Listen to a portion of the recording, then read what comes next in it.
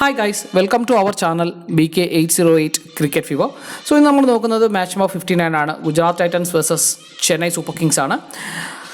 So ഇതിനെക്കുറിച്ച് നോക്കുന്നതിന് മുമ്പ് നമ്മുടെ ചാനലായ BK808 ക്രിക്കറ്റ് ഫീവർ സബ്സ്ക്രൈബ് ചെയ്തില്ലെങ്കിൽ ഒന്ന് സബ്സ്ക്രൈബ് ചെയ്യുക. നിങ്ങൾ വീഡിയോ ഇഷ്ടമായെങ്കിൽ ഒന്ന് ലൈക്ക് ചെയ്യുക. അതുപോലെ നിങ്ങളുടെ നിർദ്ദേശങ്ങളും അഭിപ്രായങ്ങളും കമൻറ്റ് ബോക്സിൽ രേഖപ്പെടുത്തുക. Thank you. സോ ഇന്നത്തെ വെന്യൂവിനെ കുറിച്ച് നോക്കുകയാണെങ്കിൽ നരേന്ദ്രമോദി സ്റ്റേഡിയത്തിലായിരുന്നു കളി നടന്നത്. സോ നമുക്കറിയുന്ന പോലെ ഗുജറാത്തിൻ്റെ പിച്ചാണ്. പക്ഷേ കമ്പാരിറ്റീവ്ലി ഇതുവരെ ഗുജറാത്തിന് കൂടെ ഒരു മാച്ച് മാത്രമേ ഈ ടേമിൽ അവിടെ ജയിക്കാൻ സാധിച്ചിട്ടുള്ളൂ. ഗുജറാത്തിനെ കുറിച്ച് പറയുകയാണെങ്കിൽ അവർക്ക് ടോസുകളെല്ലാം നഷ്ടമായിക്കൊണ്ടിരിക്കുന്ന ഒരു സമയമായിരുന്നു. പിച്ച് വളരെ കമ്പാരിറ്റീവ്ലി ചെറുതാണ്, പിന്നെ ബാറ്റ് ഫ്രണ്ട്ലി പിച്ചാണ്. അതുപോലെ തന്നെ പേസേഴ്സിനും അത്യാവശ്യം അനുകൂലമുള്ളൊരു പിച്ച് തന്നെയാണ്.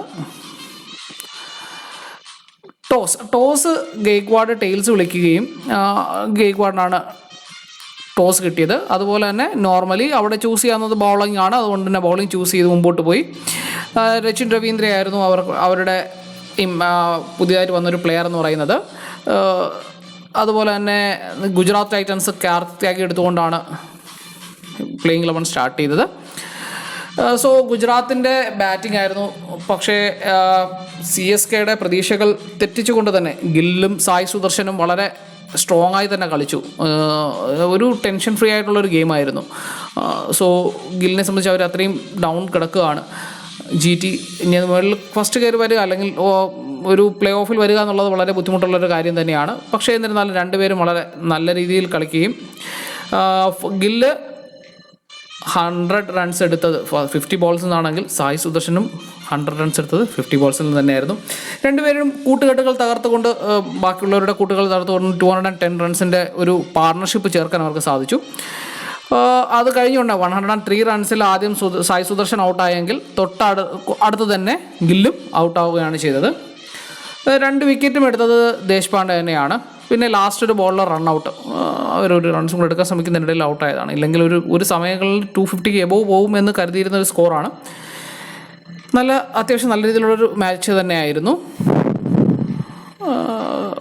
സോ 231 for 3 എന്ന സ്കോർ നിർത്തിക്കൊണ്ട് ചെന്നൈ ബാറ്റിംഗ് ഇറങ്ങുമ്പോൾ, അതായത് 232 എന്ന സ്കോറിനെ മറികടക്കാനായി ചെന്നൈ ഇറങ്ങുമ്പോൾ മൊത്തത്തിൽ ഒരു ടൈറ്റ് സിറ്റുവേഷൻ തന്നെയായിരുന്നു.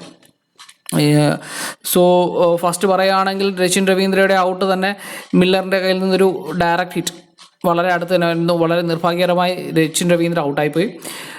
നെക്സ്റ്റ് ബോളിൽ പറയുകയാണെങ്കിൽ സന്ദീപ് വാര്യർ വന്ന് രഹനെ ഔട്ടാക്കി. അത് കഴിഞ്ഞാൽ ഉമേഷ് യാദവ് ഗെയ്ക്വാഡിനെ ഔട്ടാക്കി. അതോടെ CSKയുടെ ഏകദേശം ഒരു 3 വിക്കറ്റുകൾ തുരുതുര പോയി. അതിനുശേഷം പിന്നെ മിച്ചലും അതുപോലെ മൊയിൻ അലിയും കൂടെ അവരുടെ അത്യാവശ്യം നല്ല രീതിയിൽ ഒന്ന് പിടിച്ചു നിർത്താൻ സാധിച്ചു. അവർ രണ്ടുപേരും 50 എടുത്തു. അതിനുശേഷം മോഹിത് ശർമ്മയുടെ എൻട്രി ആയിരുന്നു. മോഹിത് ശർമ്മയുടെ എൻട്രിയോടെ അവരുടെ വിക്കറ്റ് പോയി തുടങ്ങി. ഫസ്റ്റ് മിച്ചൽ ഔട്ടായി. കുറച്ച് കഴിഞ്ഞപ്പോൾ തന്നെ മൊയിൻ അലിയും ഔട്ടായിപ്പോയി.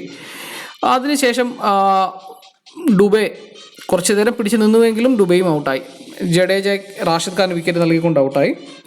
സാറ്റ്നറും ഔട്ടായി. ധോനി അത്യാവശ്യം നല്ല രീതിയിൽ ബാറ്റ് ചെയ്തിട്ടുണ്ടായിരുന്നു. പക്ഷേ ഓവറുകൾ പരിമിതമായത് കൊണ്ട് തന്നെ 196 for 8 എന്ന സ്കോറിൽ ചെന്നൈക്ക് പരാജയം സമ്മതിക്കേണ്ടി വന്നു എന്നുള്ളതാണ് സത്യം. അങ്ങനെ ലാസ്റ്റ് GT ചെന്നൈയെ 35 റൺസിന് തോൽപ്പിച്ചു. GTയുടെ സ്കോർ 231 for 3 ആയിരുന്നെങ്കിൽ ചെന്നൈ 196 for 8 ആയിരുന്നു. Thank you. ബൈ.